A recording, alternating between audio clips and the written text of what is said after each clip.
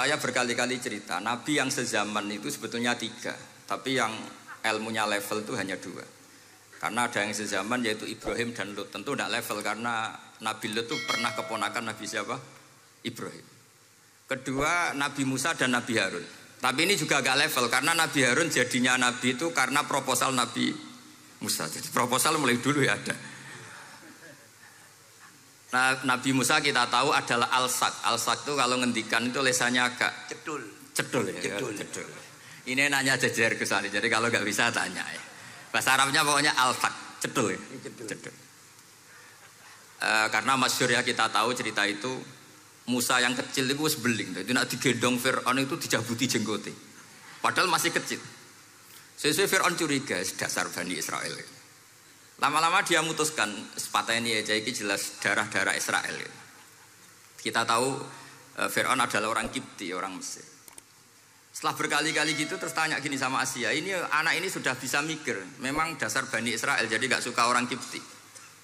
Orang bah cah cilik biasa gak masalah. Singkat-singkat terus dites ada jamroh, ada bara api sama apel.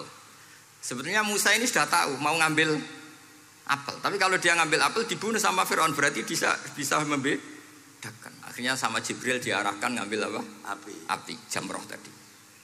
Akhirnya agak ditelan terus menjadi lesannya apa? Cedul.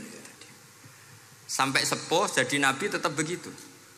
Makanya beliau ngendikan Rabbi syrahli sadri wa yassirli amri wahlul 'uqdatam min lisani yafqahu qawli. Terus proposalnya itu tadi waj'alli waziram min ahli Haruna akhi.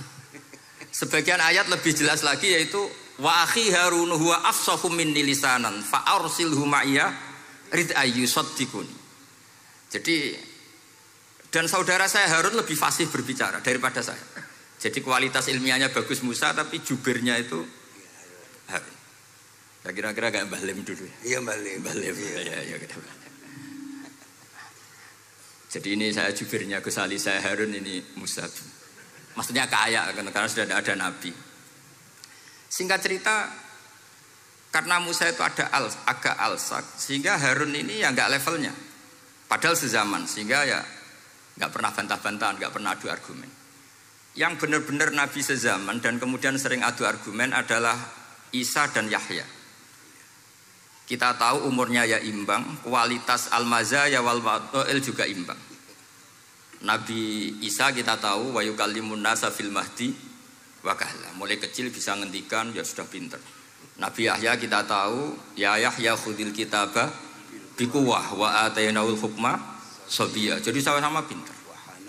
Wa hananan min ladunna wa zakah wa kana taqiyya. Itu dua beliau ini menjadi satu manhaj besar dalam Islam. Itu kalau main ke salah satu kampung, itu Nabi Isa tanyanya aneh. Aina syirarun nas? Orang-orang yang jelek-jelek itu di mana? Orang-orang fasik itu rumahnya mana? Kalau Nabi Yahya tanya, aina khiyarun nas? Orang-orang baik itu di mana? Akhirnya dua beliau ini saling berargumentasi. Kenapa kamu tanya aina syirarun nas? Terus Nabi Isa katanya, lah kenapa kamu tanya aina khiyarun nas? Terus kata Nabi Yahya, enak kancanan wong soleh, gak ruwet kan.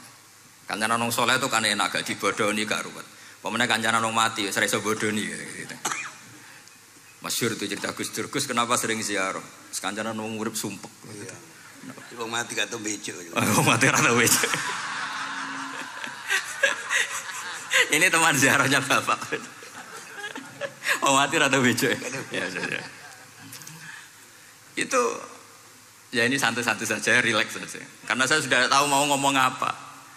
Nanti kalau ingin serius ya ngaji sama saya harus khatam biar enggak jadi korban kama sayati sama kama takodam. Akhirnya Nabi Yahya gantian tanya, kenapa kamu tanya aina syirarun nas? Itu masyhur beliau. Ini dalam kitab Tabaqatul Asfiya karangan Abu Nu'aim Al-Asfihani.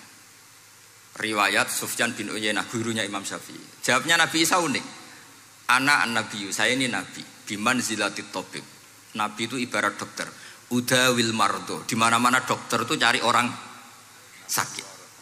Makanya di NU itu banyak kiai-kiai yang nangani orang-orang fasik. dakwah ning gone wong nakal-nakal itu ya ada khazanahnya, asal gak keterusan katut gitu saja. Jadi kalau kamu niru Gus Mek itu sebenarnya konsepnya satu, asal ada bukti jadi wali dan tidak katut. Kalau ndak ya sudah usah. Gak usah wae kata Gus Ali sudah. Kalau gak kelasnya jangan. Sehingga dua beliau itu jadi khazanah besar. Misalnya Anda jadi kiai di daerah-daerah yang Islamnya sudah maju. Mungkin Anda ini hanya mendapat fasilitas dari Islam. Makanya saya sendiri secara pribadi, misalnya kecelok pinter, tah ranking, tah juara musabaqah tilawatil Quran, kadang dari sekian prestasiku untuk umroh mendapat. Karena kita punya prestasi di daerah yang prestis. Sementara teman-teman kita, makanya ini kalau ada santri progresif yang nggak pinter, tak kasih ijazah, tak kasih support. Barokahnya tidak pinter, akhirnya hidup di daerah tertinggal. Barokahnya hidup di daerah tertinggal, Anda muassisul ma'had, Anda muassisul masjid. Sing prestasi hanya mendapat dari negara, yang tertinggal malah memberi kontribusi. Akhirnya apa? Lama-lama ini yang prestasi coro Jawa ngatok tomak. Saya dapat apa? Sementara yang di desa tertinggal, saya bisa memberi apa? Sehingga Allah bikin wong bodoh itu ada rencana besar kira. Jadi mau orang bodoh itu gak ada orang-orang santri yang hidup di daerah-daerah apa? Tertinggal. Aman golek prestasi, golek umroh, terus ambisi ngimami Masjid Haram bareng. Terus kapan dakwahnya? Karena yang diburu itu mendapat, bukan memberi. Ini bahaya sekali bagi Islam. Sehingga tradisi guru-guru kita, nah santri pinter ya dilem, santri bodoh ya dilem, santri bulet ya dilem, santri setengah bulet ya dilem, sekabeh kaulane pangeran. Kok ana hikmahe dhewe-dhewe kata cerita. Tapi ini bukan justifikasi atau melegitimasi kenakalan anak-anak Anda. Ini mau cerita ilmiah.